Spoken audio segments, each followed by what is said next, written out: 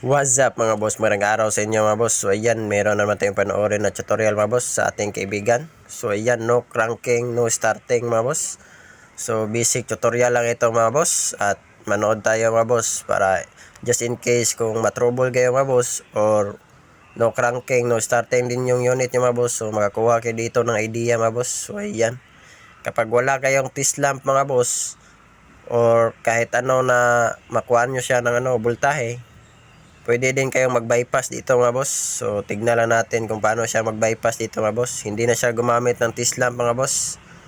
So ayan, kita natin na tinanggal niya yung relay mga boss, starter relay mga boss.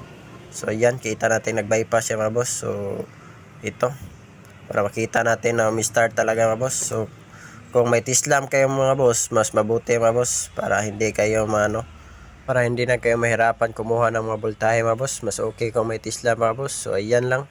Thank you mga boss.